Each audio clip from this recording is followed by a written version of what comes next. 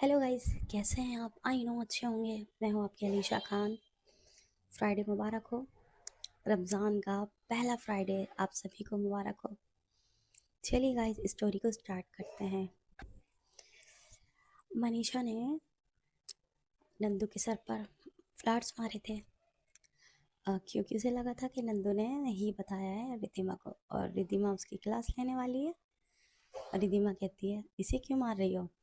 हम्म मुझसे छुपाती हो? मेरी बेस्ट फ्रेंड है, उसके बाद मुझसे छुपाया?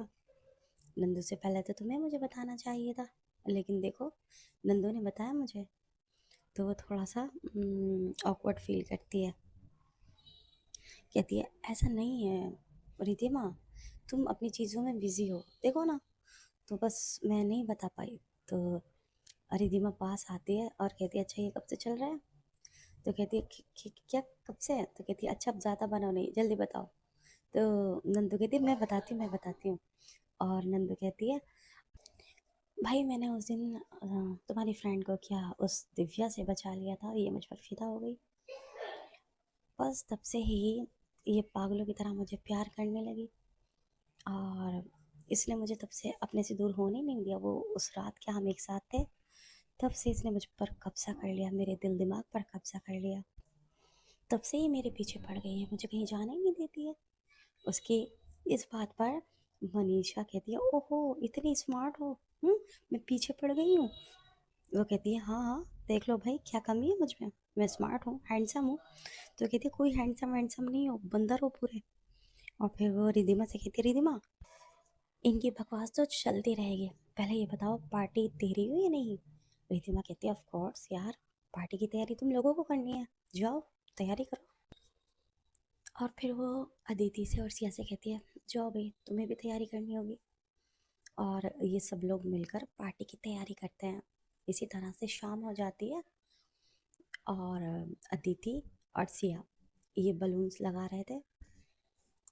सिया देखती है, सॉरी अदिति देखती है, मनीषा नंदू मनीषा को बलून दे रही थी, और मनीषा उसे फ्लाइंग किस दे रही थी। अदिति देखती है सिया को।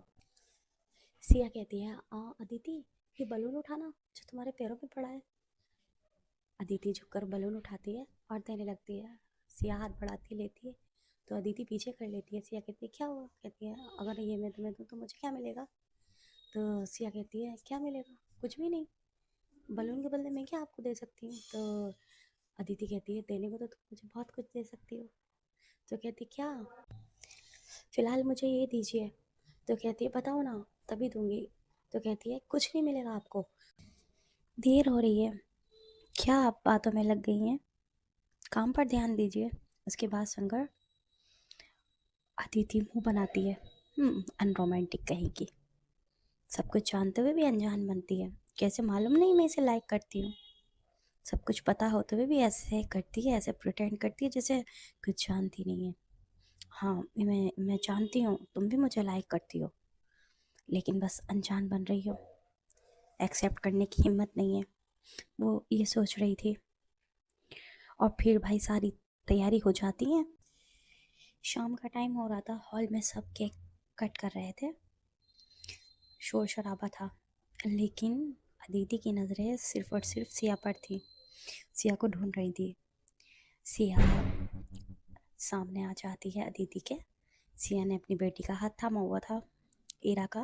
बहुत ज़्यादा प्यारी लग रही थी ईरा, बिल्कुल परी। और वो हंसते मुस्कुराते आगे आती है। उसकी नज़र अदिति पे पड़ती है, जो कि उसे ही देख रही थी पहले ही। दोनों की नज़रें टकराती हैं। सिया का दिल जोर से धड़कने लगता है, और घबराकर वो अपनी नज़रें नीचे कर लेती है, और नीचे बैठती है और अपनी बेटी की ड्रेस सही करने लगती है। अदिति खड़ी हुई थी हाथ बांधे हुए। अदिति देखती है सिया ने जिस तरह से उसे इग्नोर किया था। अदिति पास आती है, और फिर वो सिया से तो बात नहीं करती, वो ईरा का हाथ थामती है, और इधर ईरा को उठाती है अपनी गोदी, और वहाँ से लेकर चली जाती है। सिया देखती रह जाती है और मुस्कुरा देती है। सिया समझ जाती है कि ये मुझसे नाराज़ हो गई हैं शायद। और फिर अदिति ईरा को वहीं पर एक चेयर पर खड़ा करती है और कहती है, बेटा एक बात पूछूं आपसे? ईरा कहती है जी पूछिए। तो कहती है मैं आपको कैसी लगती हूँ। तो ईरा पहले तो देखती है, फिर कहती है अच्छे लगते हो। तो कहती है अच्छा ये बताइए नंदू ज़्यादा अच्छी है या मैं अच्छी हूँ। तो कहती है वो अपनी चिन पर फिंगर रखती है और अपनी आंखों को दूसरी साइड करती है, बच्चे करते हैं ना, घुमाते हैं, सोचते हैं कुछ इस अंदाज में। वो कहती है अगर मैं कहूँ आप भी अच्छे हो नंदू भी अच्छी हैं फिर।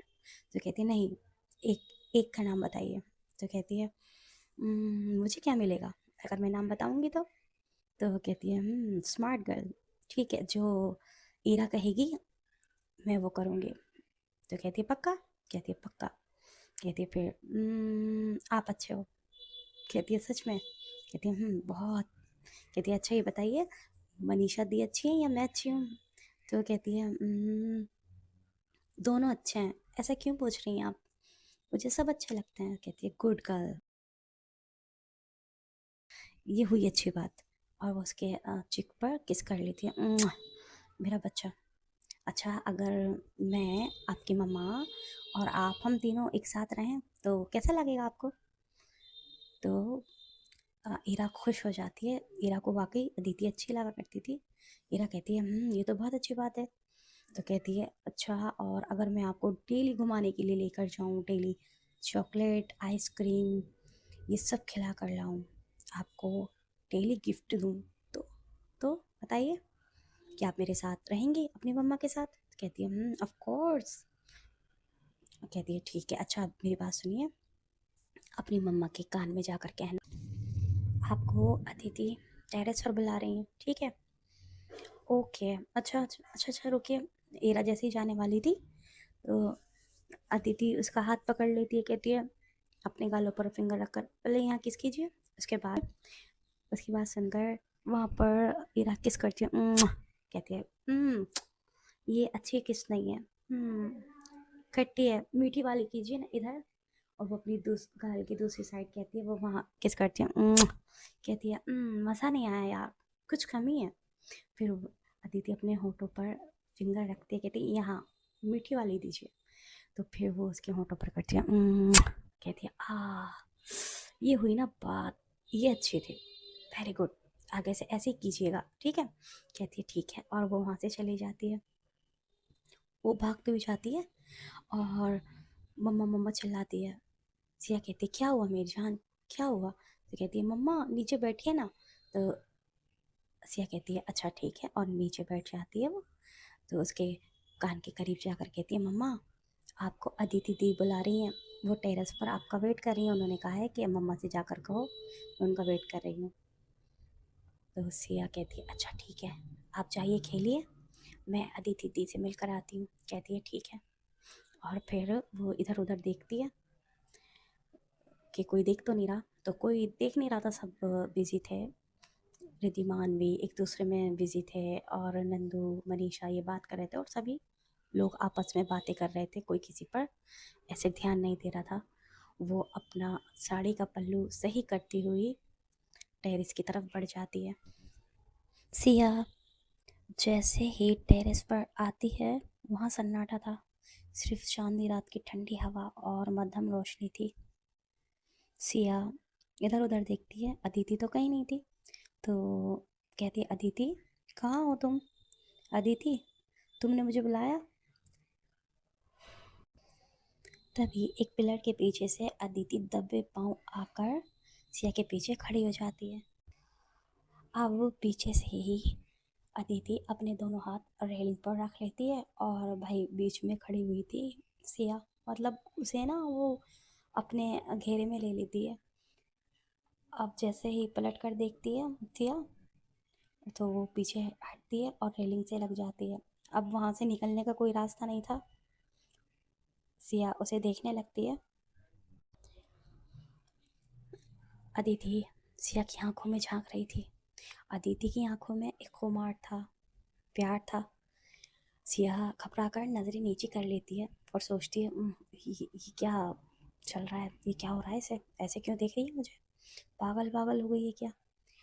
अदिति कहती है क्या हुआ, नजरें नीचे क्यों कर ली, मेरी आंखों में देखो, मुझे आज तुमसे ढेर सारे सवाल करने हैं और तुम मेरे हर एक सवाल का जवाब दोगी। आज तुम मुझसे बाहर भाग कर कहीं नहीं जा सकती। सिया कहती है हाँ तो पूछिए, मैं कब मना कर रही हूँ। तो कहती है अच्छा, जैसे कह रही हो ना वैसे जवाब भी देना होगा। कहती है हाँ हाँ ठीक है, पूछिए। अदिति मुस्कुरा कर कहती है अच्छा ये बताओ इतना शर्मा क्यों रही हो। तो कहती है किसने कहा मैं शर्मा रही हूँ, नहीं मैं नहीं शर्मा रही। तो कहती है अच्छा तुम्हारे होठों की स्माइल बता रही है कि तुम शर्मा भी रही हो, और ये स्माइल क्यों कर रही हो। तो कहती है किसने कहा बाबा, मैं नहीं शर्मा रही हूँ, नहीं मैं स्माइल कर रही हूँ, सीरियस। अच्छा आप सवाल कीजिए, मुझे जवाब देना है और फिर नीचे जाना है। तो कहती है इतनी भी क्या जल्दी है नीचे जाने की। अच्छा सुनो, सवाल बाद में, पहले ये बात सुनो मेरी। सिया कहती है बोलिए। अदिति सिया का हाथ अपने हाथ में लेती है, कहती है मैं जब से तुमसे मिली हूँ मेरा दिल मेरे बस में नहीं रहा। मैं तुम्हें सिर्फ पसंद नहीं करती सिया, मैं तुमसे बेपनाह मोहब्बत करती हूँ। सिया हैरान होकर अदिति को देखती है, ये क्या कह रही है अदिति, मतलब इतनी आसानी से इतनी बड़ी बात कैसे कह दी अदिति ने। उसे हैरत हो रही थी। सिया एकदम खामोश थी, बस उसे देखे जा रही थी हैरान नज़रों से। फिर अदिति कहती है अच्छा ये बताओ, क्या तुम्हें मेरी आंखों में कुछ नज़र नहीं आता, क्या आज तक तुम्हें कभी कुछ कुछ नज़र ही नहीं आया मेरी आंखों में। सिया नाम में सिर हिला देती है। सिया झूठ बोल रही थी। अदिति कहती है सिया क्या तुम्हें कभी लगता है कि हम दोनों के बीच कुछ ऐसा है जो हम एक दूसरे से नहीं कह पा रहे हैं। मैं जब भी तुम्हें देखती हूँ मुझे लगता है मेरी दुनिया वहीं रुक गई है। उसकी बातों पर सिया का दिल ज़ोर ज़ोर से धड़कने लगता है। उसके फोरहेड पर पसीना आ गया था, उसकी हथेलियाँ गर्म हो गई थी और पसीने में भीग चुकी थी। वो अपना हाथ छुड़ाते हुए कहती है हाँ आप कैसी बातें कर रही हैं, मुझे कुछ भी समझ में नहीं आ रहा है, प्लीज़ मुझे नीचे जाना है, मुझे नीचे जाने दीजिए। तो अदिति उसके हाथ फिर से पकड़ लेती है और कहती है कहाँ जा रही हो, मैंने अभी सवाल पूछा है और मुझे अधूरे जवाब बिल्कुल पसंद नहीं। सिया घबराकर अपनी साड़ी का पल्लू उंगलियों में कसकर कहती है अदिति हटो ना, नीचे सब हैं, रिद्धिमा ढूंढ रही होगी मुझे, कोई ऊपर आ गया तो। अदिति हंसते हुए कहती है आने दो, सबको पता चलने दो कि हमारे बीच कुछ है। उसकी बात सुनकर सिया कहती है हमारे बीच कब कब हुआ हमारे बीच कुछ, नहीं हमारे बीच तो कुछ नहीं है। उसकी मासूमियत पर अदिति हंसने लगती है। चलो जल्दी बताओ मैं कैसी लगती हूँ तुम्हें, सिर्फ अच्छी बोलोगी तो मैं यहाँ से हिलूंगी नहीं। सिया देखने लगती है और अपना चेहरा झुका लेती है और फिर मुस्कुराती है और कहती है तुम बहुत बुरी हो, सताती है मुझे। अदिति कहती है बुरा होना तो मेरी खूबी है, पर बताओ ना मैं दिखती कैसी हूँ, मेरे बारे में सबसे पहली चीज़ क्या पसंद आई थी तुम्हें।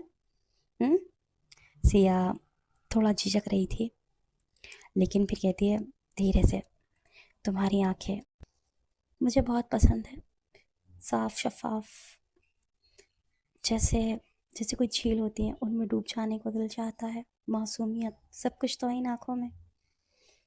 अदिति उसकी बात सुनकर मुस्कुराती कहती है मिस शायरा, ओके। अब अदिति सिया को परेशान कर रही थी, मज़े लेते हुए कहती अच्छा मेरी आंखें अच्छी लगती हैं तुम्हें, और क्या लगता है बताओ, मेरे बाल, मेरी आवाज़, और ये मेरा दिल, ये कैसा लगता है। सिया अब धीरे से हंसते हुए कहती है, वो उससे थोड़ा थोड़ा खुल रही थी।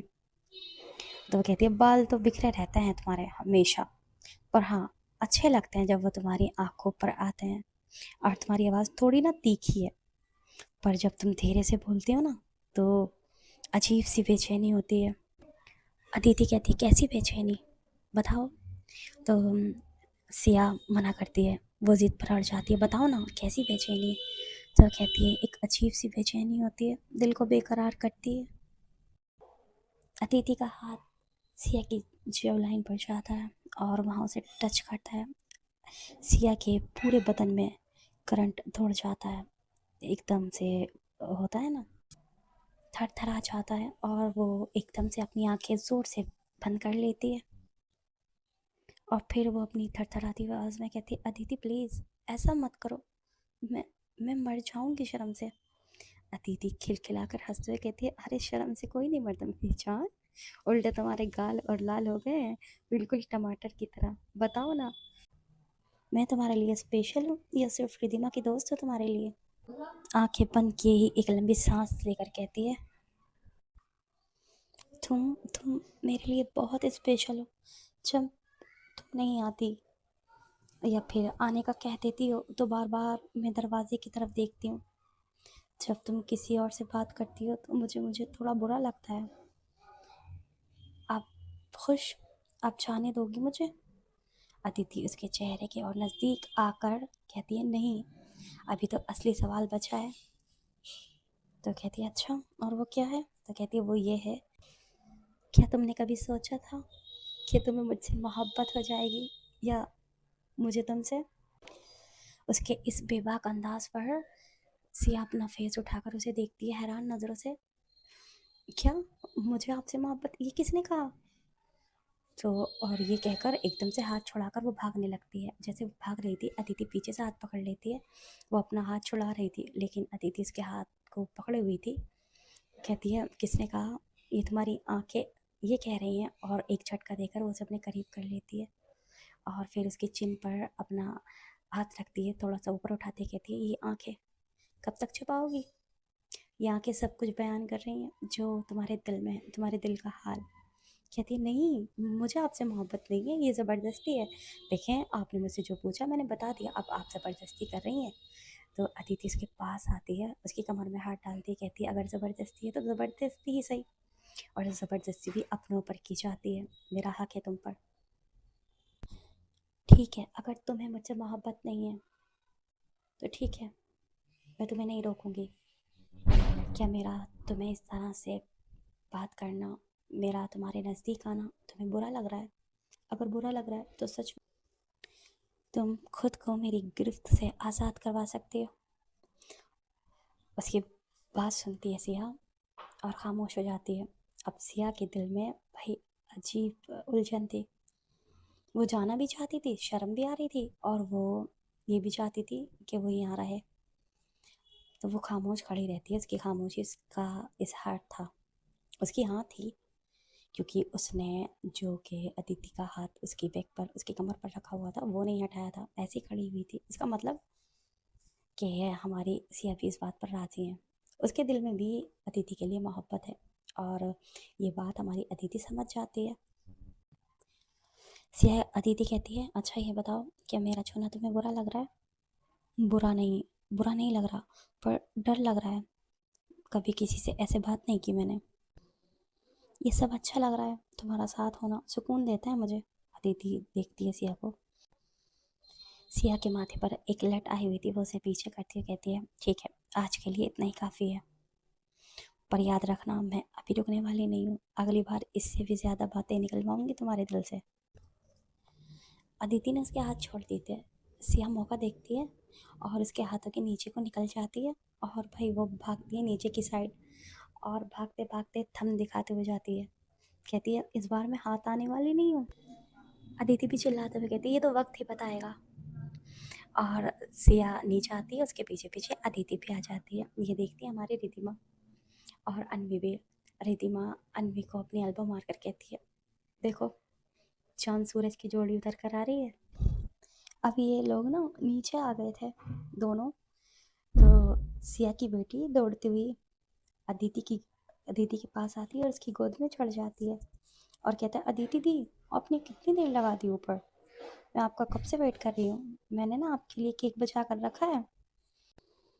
अदिति उसे अपनी गोद में उठा लेती है और कहती है शरारत से, मैं ना तुम्हारी मम्मी से एक वादा लेने गई थी। इरा मासूमियत से कहती है, कैसा वादा?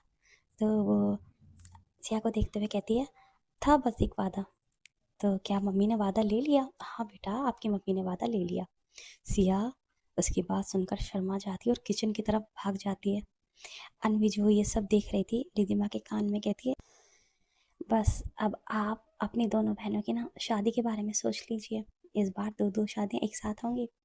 तो वो कहती है, अच्छा, दूसरी शादी किसकी? तो कहती है, सिया की। और वो कहती है अदिति की। उसकी बात पर रिदिमा देखने लगती है, उसकी समझ में नहीं आता। तो अनवी इशारे से कहती है, उधर देखो, अदिति और सिया की साइड। वो देखती है, दीदी की नज़रें किचन की साइड थी और बातें कर रही थी वो इरा से। और वहाँ से किचन से मतलब किचन के गेट पर खड़ी हुई थी सिया। दोनों की नज़रें मिल रही थी। रिद्धिमा समझ जाती है। पार्टी ख़त्म हो चुकी थी और रिद्धिमा ने अदिति को और मनीषा को यहीं पर रोक लिया था अपने घर पर ही। और घर में खामोशी थी, सब अपने रूम में बैठे हुए थे।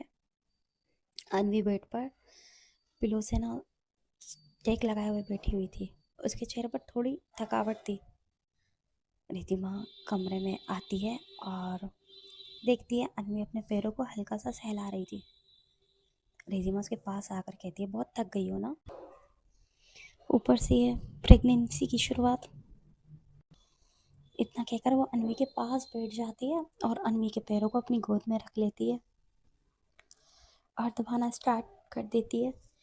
अनवी कहती है, रिद्धिमा रहने दीजिए ना, आप भी तो सुबह से काम कर रही हैं, आप भी तो थक गई होंगी। तो रिद्धिमा कहती है, चुप, तुम्हें पता है ना, तुम्हारे लिए कोई भी काम करना मुझे सुकून देता है, मुझे अच्छा लगता है। और वो अपने हाथों से उसके पैरों पर मसाज कर रही थी, अपने अंगूठों से उसके तलवों पर मसाज दे रही थी, जो कि उसे बहुत अच्छा लग रहा था और सुकून दे रहा था। अनवी सुकून से अपनी आंखें बंद करते हुए कहती है, आह बहुत अच्छा लग रहा है रिद्धिमा, बहुत अच्छा फील हो रहा है। रिद्धिमा थोड़ा ऊपर झुकती है और उसकी नीज पर किस करती है। रिद्धि कहती है, मैं हर वक्त उस पल का इंतज़ार कर रही हूँ जब हमारी जान हमारे बीच होगी, हमारे वजूद का हिस्सा हमारे दरमियान होगा। अनवी कहती है, अच्छा अगर वो आपकी तरह ज़िद्दी हुआ और गुस्से वाला फिर? तो रिद्धि मास्टर कहती है, तो फिर मैं तुम दोनों के आगे हार मान लूँगी, ठीक है? ऐसे नीज पर बैठ जाया करूँगी और कहा करूँगी, जो आपका हुक्म, जो आप दोनों बोलोगे वही होगा। उसकी बात पर अनवी मुस्कुरा देती है। अनवी कहती है, आपको पता है सिया दी के बारे में? तो रिद्धिमा उसके होठों पर अपने फिंगर रख देती है, कहती है, किसी की बात मत करो, जब मैं तुम्हारे साथ होती हूँ ना तो सिर्फ हमारे बारे में बात किया करो, किसी और का नाम मत लिया करो। और फिर वो उसे खींचती है और अपने सीने से लगा लेती है। फिर थोड़ा सा झुकती है और अपना हाथ अनवी के टमी पर रखती है और वहाँ एक किस करती है बहुत सॉफ्ट। और फिर कहती है, चलो अब सो जाओ, बहुत ज़्यादा रात हो गई है। तो अनवी कहती है, नहीं अभी मेरा मन नहीं है सोने का, बातें कीजिए ना, मुझे आपसे ढेर सारी बातें करनी है आपके सीने पर सर रख कर। रिधिमा कहती है, आ जाओ फिर, और दोनों लेट जाते हैं। रिधिमा के शोल्डर पर अपना सर रख लेती है और एक हाथ रख लेती है उसके सीने पर और बातें करने लगती है। रिधिमा हूँ हाँ में जवाब दे रही थी। अनवी कहती है, क्या हूँ हाँ में जवाब दे रही है, कुछ बोलिए ना। रिधिमा कहती है, सच्ची यार बहुत नींद आ रही है, प्लीज़ यार सुला दो, ऐसा कहती है। अनवी को गुस्सा आ जाता है, अनवी चिढ़ जाती है, अनवी उसके सीने में वहीं मुक्का मारती है, कहती है, हर वक्त सोना सोना, दिन में सोना, रात में सोना, 24 घंटे सोना, जी नहीं आज आप नहीं सोएंगी, कुछ बोलिए मुझे। तो कहती है, अच्छा क्या बोलूँ? कहती है, मेरी तारीफ़ ही कर दीजिए, तारीफ़ के नाम से तो आपका दम निकलता है, बताइए आज मैं कैसी लग रही थी? अच्छा बताइए, मैंने कौन से कलर का नोज़पिन पहना था? रिधिमा अपना सर खुजाते हुए सोचती है, कौन से कलर का पहना था इसने। वो देखने की कोशिश करती है, तभी अनवी अपनी नोज़ पर हाथ रख लेती है, कहती है, बिल्कुल भी नहीं। ओह इसका मतलब आपने मुझे देखा ही नहीं। रिधिमा कहती है, अरे इतने सारे लोगों में मैं कैसे देख पाती इतनी इतनी छोटी बात। तो अनवी गुस्से से कहती है, अच्छा बीवी को देखने के लिए एक नज़र काफ़ी होती है, कोई 1-2 घंटे बैठ कर देखना नहीं होता, और आपने मुझे देखा ही नहीं, कितने अफसोस की बात है। मैं इतनी ज़्यादा तैयार हुई किसके लिए? उन लोगों के लिए, जी नहीं, मैं आपके लिए तैयार हुई थी। आप एक नज़र डाल देती, मेरी मेहनत वसूल हो जाती, लेकिन नहीं, आपने तो मुझे देखा ही नहीं। फिर किसे देखा आपने? वो उसका कॉलर पकड़ लेती है और थोड़ा सा उसके ऊपर आ जाती है। रिधिमा कहती है, यार अच्छा ठीक है अब बताती हूँ, लेकिन अनवी का हाथ अभी भी अपनी नोज पर था, वो छुपा रही थी। कहती है, मुझे नहीं पता, मुझे बताइए किस कलर का नोज पिन पहना है मैंने? कहती है, आ, आ, आ, आ, आ, वो उसकी साड़ी देखती है, सोचती है मैचिंग का पहना हुआ। कहती है, हाँ ग्रीन, लेकिन गाइस वो ग्रीन नहीं था, ब्लू कलर का पहना था। वो कहती है, झूठी, ग्रीन कलर का पहना है मैंने। कहती है अब बात नहीं करना मुझसे, अगर बात की होगी ना और मेरे करीब आई होंगी तो अच्छा नहीं होगा। इतना कहकर वो रिधिमा के ऊपर से हट जाती है और बेड के कोने में जाकर लेट जाती है। रिधिमा कहती है यार क्या मुसीबत है, ये बीवियाँ क्या क्या सवाल करती हैं, इतनी छोटी बात पूछ रही है, अब भला मैं कैसे बता सकती हूँ किस कलर का था यार। वो याद करने की कोशिश करती है, वो सोचती है याद कर लूँगी बता दूंगी ना तो फिर ये मान जाएगी। वो याद कर रही थी लेकिन कम वक्त कुछ भी याद नहीं आ रहा था, सच में उसने नहीं देखा था और उसकी सबसे बड़ी गलती थी। और उस पर गाइस तारीफ भी नहीं करनी आती थी। कैसे बीवियों की तारीफ करते हैं, कैसे जमीन आसमान एक कर देते हैं, कुछ भी नहीं पता था रिधिमा को। रिधिमा इस मामले में ना बिल्कुल बुद्धू थी। गाइस अगर अपनी वाइफ को खुश करना है ना तो तारीफ करना सीखिए, जाइए क्लासेस लीजिए तारीफों की। अब अनवी तो हो गई थी नाराज, अब रिधिमा को कैसे मनाना था रिधिमा नहीं जानती थी। और इसी कश्मकश में ना उलझन में रिधिमा को नींद आ जाती है, रिधिमा भी सो जाती है और हमारी अनवी भी सो जाती है। अब दिखाया जाता है सीन्स नेक्स्ट मॉर्निंग, सुबह का टाइम था और सिया अपनी बेटी को स्कूल छोड़कर आ चुकी थी। अब वो अपने रूम में आती है और वो देखती है विंडो के पास एक बॉक्स रखा हुआ था और एक रेड रोज था। वो अपने धड़कते दिल के साथ उस बॉक्स को उठाती है।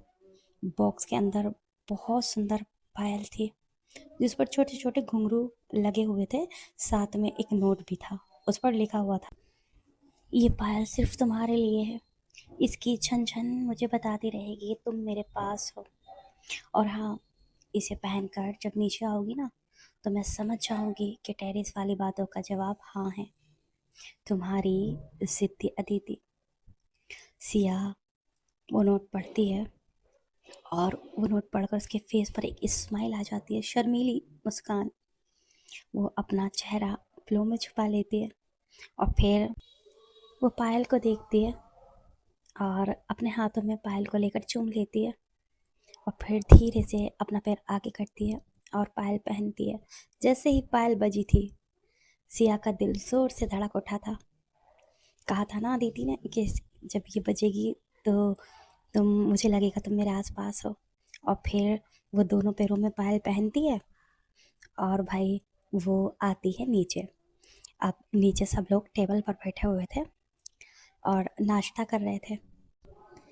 अदिति पहले से ही वहाँ बैठी हुई अनवी से और रिधिमा से बातें कर रही थी। अदिति की नज़रें बार बार स्टेयर्स की तरफ जा रही थी। जैसे ही सिया नीचे आई थी उसने आज एक हल्की नीली साड़ी पहनी थी ब्लू कलर की। जैसे ही उसने पहला कदम नीचे रखा उसकी पायल की छनक अदिति के कान खड़े कर गई, उसे होश में लेकर आ गई। ओ भाई, अदिति तो बस पागल हो गई क्योंकि उसका पायल पहनना उसकी हाँ थी और उसका दिल झूम उठा। उसका दिल चाह रहा था सारी दुनिया से चीख चीख कर कहे कि भाई देखो मेरी सिया ने हाँ कर दी है।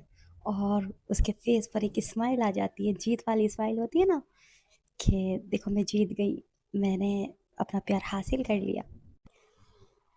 अदिति कहती है गुड मॉर्निंग सिया, आज तो बड़ी चमक रही है और ये नई आवाज़ कहाँ से आ रही है। सिया फौरन अपनी साड़ी नीचे की तरफ करती है, वो अपनी पायल को छिपाने लगती है। पर ये आवाज़ कहाँ रुकने वाली थी, छन छन की आवाज़ अदिति के दिल को धड़का रही थी। अनवी रिधिमा को पौनी मारते हुए कहती है सुनिए। रिधिमा कहती है हाँ बोलिए। अनवी कहती है सिया दी ने आज पायल पहनी है। नंदू सिया को देखती है और कहती है सिया तुम्हें तो पायल पसंद नहीं थी ना और तुमने तो कभी पहनी नहीं है। तो उसकी बात पर सिया एकदम घबरा जाती है और घबरा कर वो सबको देखने लगती है। वो फिर अदिति को देखती है जो कि बहुत ज़्यादा मुस्कुरा रही थी, तो वो कहती है हाँ अच्छी लगने लगी अब।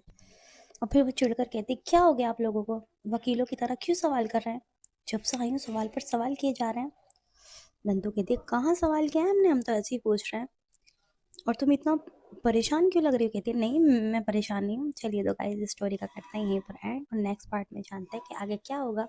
ये सब लोग मिलकर सिया को परेशान कर रहे हैं और अनवी और रिधिमा के बीच अब आगे क्या होने वाला है, इनकी ज़िंदगी में अब आगे कौन सा मोड़ आने वाला है। चलिए, तो कमेंट में मुझे ज़रूर बताइएगा कि स्टोरी आपको कैसी लग रही है। Bye bye, take care.